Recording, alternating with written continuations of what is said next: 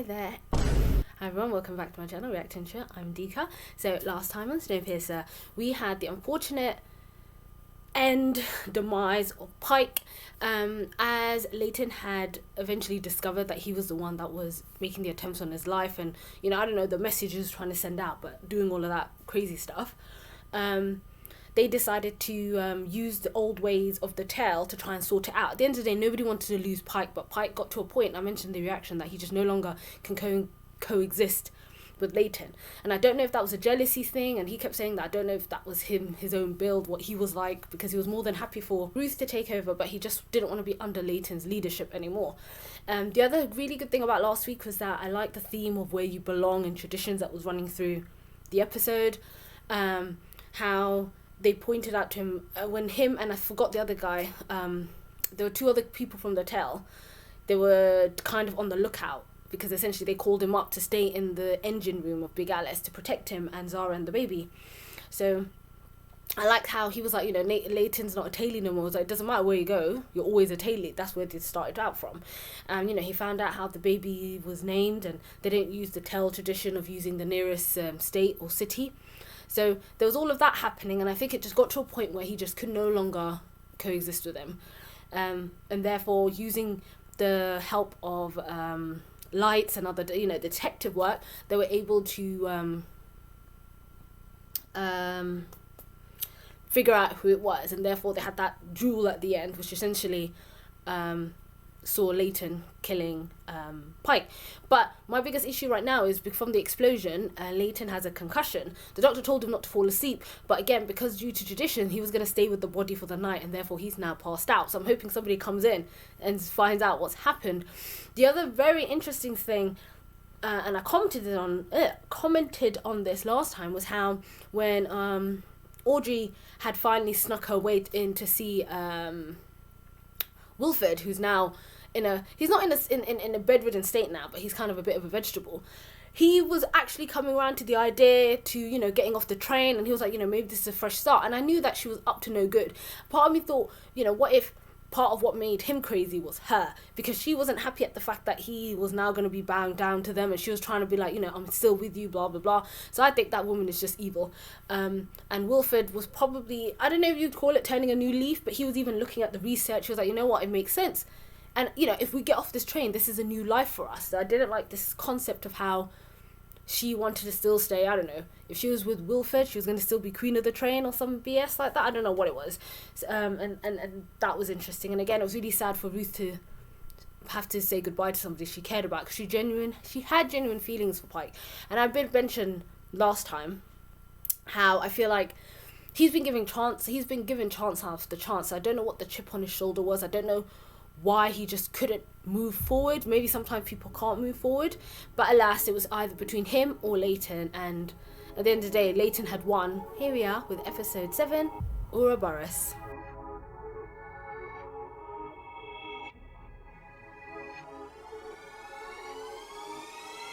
So that was episode 7. That was a really good episode. First, I absolutely love that whole story mode, having to do separate mini missions that he had at the beginning. Obviously the concussion he was suffering through, the coma he was in. It was like he was on a task, he was on a trail, and all the different roles that people played. And that was so fantastic. And I think the title of the episode represented that snake eating itself. So it was kind of like in an eternal loop, which kind of came back to the fact that if he carried on the path he was going at, it will eventually lead to the death of his own daughter, like the life that they had. And it mind blown. If that's how it was, I'll probably have to look into this more. So in the beginning, when he met Asha and everything that was happening, he made that up. He literally made that whole thing up. I don't know if maybe there was a marauder. I don't know. Maybe he was the person that they ran into. Maybe all that was fake. Maybe some of it was true. But a lot of that, it was weird, because in the locker was a picture of the tree that he saw.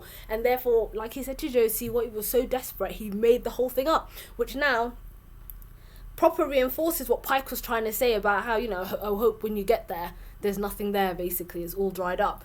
So first and foremost, that is scary to think of. Secondly, it's crazy how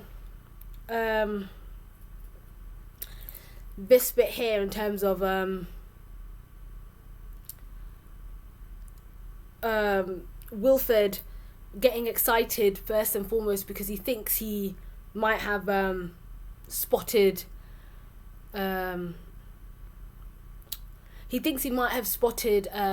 so he's quite excited about it. So when they broke away and he was trying to catch up to them, he was trying to intercept it over those 6 months, but another signal had come up near France, which he believes was Melanie. So Melanie is either on another train or some form of thing. So I don't know if that is leading to potential truth. I don't know if there's maybe someone else out there. But no, this episode was fantastic. I know I joked because I love the tropical theme we had in the dream reality version of the episode. I absolutely loved how, I made the joke, you have that weird orange filter any time a show is filmed in Mexico. So I assumed, with all the Latin music and all of that, it's like, okay, they're in Mexico. So no, that was freaking fantastic. It was really strange to me to see Wilfred a little bit excited. I definitely feel like after being stabbed with that injection by Roche, it's changed him somewhat. I don't know what it's done to him. He's definitely seen nightmares. He's gone through stuff. So I don't know if this is his way of making amends. I don't know if this is his way of, trying to make peace or some sort. But it was interesting that his discovery has now been able to for him to be able to track down potentially Melanie or potentially someone else. Another thing I absolutely loved about this episode is I did like that bit where Zara mentioned how we're better as co-parents than as a couple. So is she basically saying that Josie, I give you my blessing? So in other words, we're good as co-parenting, but I don't think we're good as a couple. Maybe a lot of stuff would have happened the 6 months he was still traveling, he was away. So I think that kind of, and I suppose, I know they say distance makes the heart grow fonder, but sometimes you might end up making the eyes see clearer. I think after being away from him and everything that they're going through, and she has stated that her and Andre make a good team. They did look after everyone in the tale. So the fact that she said that you're good for him, you should be with him, you're good to him. I don't know if maybe she potentially sensed or they even had a conversation. Like Zara was well aware of their relationship when she originally left the tale. So she was well aware of their relationship and obviously how maybe a part of her felt like she always threw a spanner in the works. But it was nice to see that she kind of basically said to Josie, you know what, you guys kind of belong together. I think we're better as co-parenting Liana, but you're better with him. So I wonder what this kind of means for her and Ben. I mean, I don't know if there's been more development in their relationship. I just don't know if it was just a hookup, but that'd be also quite interesting to see that explored. But you can see the look on Josie's face. She honestly felt like with Zara, Layton and the baby, she had no space in Layton's life. But I do like the look on her face where she felt as if, she potentially may still belong in his life. But that was a fantastic episode.